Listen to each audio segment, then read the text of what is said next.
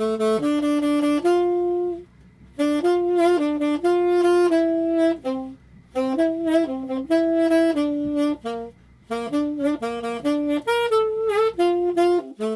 Battaglia, saxstation.com. If you're learning how to play the saxophone and you want to sound better a little bit more quickly, check out the lessons and classes that I make. If you want to get updated about new videos that I make, go ahead and subscribe and click the bell notification to find out about those. On May 6th of this year, I went to Guadalajara, Mexico. It was my second trip to Mexico. I went last year in April with a reggae band and we played some music down there. And so this is my second trip.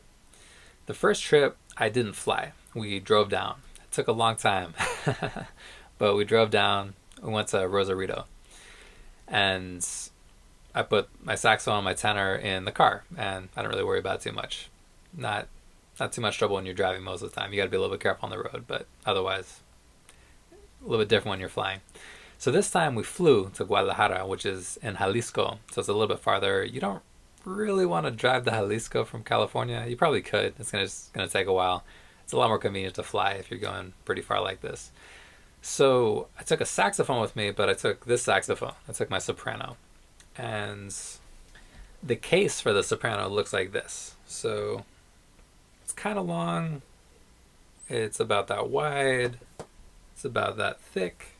It's not too big. It's definitely smaller. It's probably actually taller than an alto, just because it's a straight soprano. But it's not as big in total volume as an alto case. It's a little bit smaller. It just is a little bit longer. And it's definitely smaller than a tenor case, but it might be kind of a similar length, maybe a little bit less.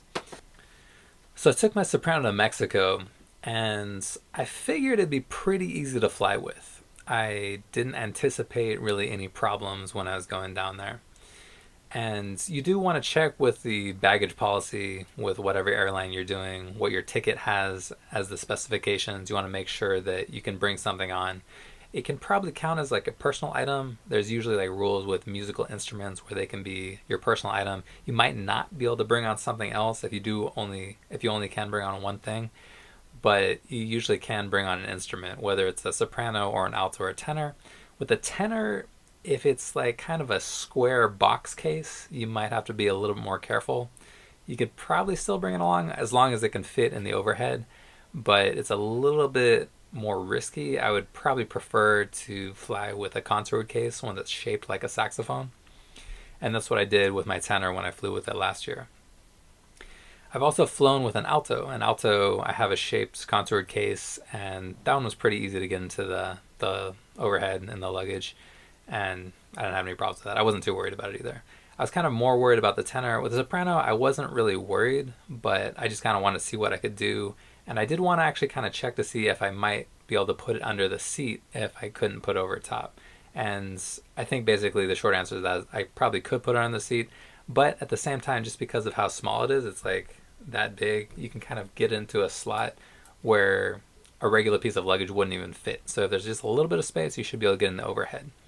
So you should be able to get a soprano on the overhead. I flew out of San Jose Airport, and I got it on the overhead. I just put it right in. Here's the picture. I got to Guadalajara, carried it off, no problems. One thing you probably do want to be aware of, though, is what's inside your case. There are sometimes some things that you're going to have, maybe like tools for the saxophone. I'm not sure if you could put like a screwdriver, like a little screwdriver in there. You have to be a little bit careful of that. Airlines sometimes, and like the security, you got to be thinking about what they're going to think about. So possibly if you're checking another bag, you want to maybe put like, if you had like a little screwdriver, and put it in your checked bag. The saxophone itself should be fine. I've had people like ask me what it was. Like, I've gone through like the x-ray machines and they've said, what's that? And I'm like, oh, a saxophone. And sometimes they'll ask to open it up. They haven't actually asked me to play it yet. I have heard stories about people going through airports and I think they have to get it out and like play it just to kind of show what it is. But I haven't had to do that. I have had to show it. I've had to show my mouthpiece because it's like this metal thing for like my tenor. And I just show it to them. It shouldn't be an issue though, but maybe potentially some tools you have for the saxophone, if they're sharp or pointy, you might want to check those just to be careful. They might be okay, they might not be. I carried the saxophone through the airport, not too heavy, not too bad to get through everything. I checked a bag, so I brought on like a backpack and I brought on the soprano. So that was what I was allowed to do. And so I took it there and no issues. I carried it on, I carried it off. On the way back, I could actually see outside my window the people taking the luggage from the plane and putting into those little carts where they take it to the conveyor belt where you get it back.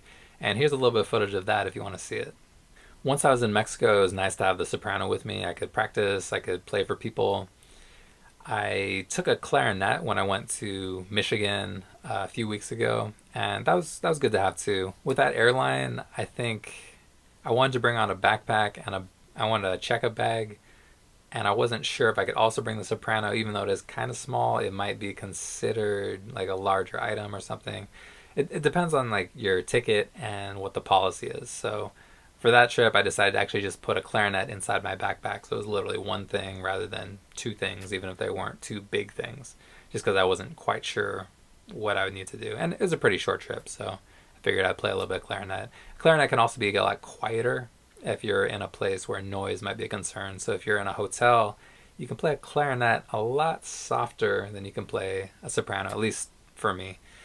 That's been my experience. One time I actually went to the hospital to visit a family member and I brought soprano with me and I started to play it a little bit, but then I decided it was probably too loud.